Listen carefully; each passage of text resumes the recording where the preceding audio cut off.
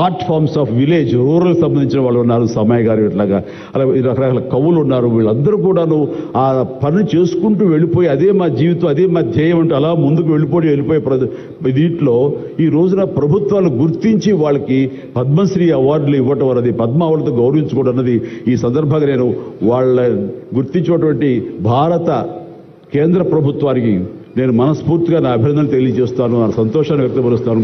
దీనికి మరీ ముఖ్యంగా మన ప్రియతమ నరేంద్ర మోడీ గారు ప్రధానమంత్రి, ఆయన దీన్ని గుర్తించి అలాగా ఇవ్వడం జరిగింది. ఇక్కడ ఒక విషయం చెప్పొచ్చో చెప్పకూడదో తెలియదు, కానీ ఒక విషయం చెప్తాను. మధ్యాహ్నం నాకు అవార్డు మీకు ఇవ్వాలనుకుంటున్నాము, మీకు మీ కన్ఫర్మేషన్ కానీ మీ యొక్క ఆమోదం మాకు తెలియాలంటూ హోమ్ డిపార్ట్మెంట్ నుంచి ఫోన్ ఇచ్చినప్పుడు ఒక షాకు లోన్ అయ్యాను. అప్పటికి ముందు నుంచి స్పెక్యులేషన్స్ ఉన్నాయి, కానీ నాకు ఇవన్నీ కూడా వస్తాయి లేవో అనే దాని మీద ఎప్పుడో మీమాంస ఉండేది నాకు. వాళ్ళు చెప్పగానే సంతోషించాను. సో ఈవినింగ్ ఎన్నింటికి వస్తుందని వాళ్ళు 6-7 o'clock వస్తుంటే అప్పటి నుంచి అలా టీవీలు ముందు కూర్చున్నాను. సో కొంతసేపు చూసేసరికి రాలేదు ఆ వచ్చినాయి అని గబగబా సర్దుకుని కూర్చుంటే ముందు పద్మశ్రీ అవార్డులు ఒక 34-36 వచ్చినాయి. ఆ తర్వాత నెక్స్ట్ మందే కదా అనుకుంటూ అందరూ శ్రద్ధగా రెండు పిల్లలు గొడవ చేయకుండా కూర్చోండి రే ఇష్యూగా నా పేరు వస్తుంది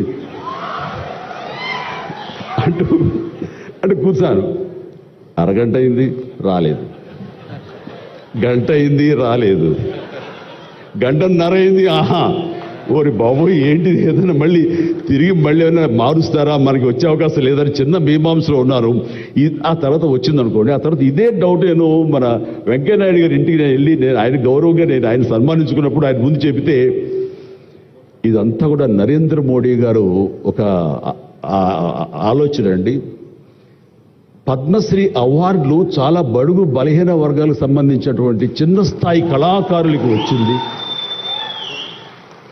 ఒకేసారి వెంకయ్యనాయుడు గారి పేరు, చిరంజీవి పేరు, పద్మ సుబ్రహ్మణ్య పేరు, వైజయంతిమాల బాలి పేరు వస్తే కనుక అది సుస్పష్ట, అది ప్రముఖంగా వేసేస్తారు. అలా వేసినప్పుడు వీళ్ళ గురించి ఎవరు చెప్పుకుంటారు?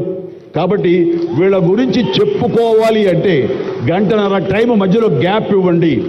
గంటన్నర వరకు వాళ్ళ గురించి చర్చ జరుగుతుంది. వాళ్ళు ఎవరు అంటారు, ఇక్కడ సమ్మయ్య ఎవరు, ఆచార్య గారు ఎవరు, ఇలా పేర్లని చెప్పుకుంటూ వాళ్ళ గురించి ఆలోచిస్తారు, చర్చించుకుంటారు. వాళ్ళకి గుర్తింపు వస్తుంది. అది రిజిస్టర్ అయిన తర్వాత దెన్ చిరంజీవి వెంకయ్యనాయుడు గారు డబ్బు ఇష్టం అన్నారు. అది నిజంగా గొప్ప ఆలోచన, గొప్ప ఇది. వారి గురించి తెలుసుకున్న తర్వాత నాకు నరేంద్ర మోడీ గారి మీద గౌరవం మరింత పెరిగింది ఆయన ఆలోచించి.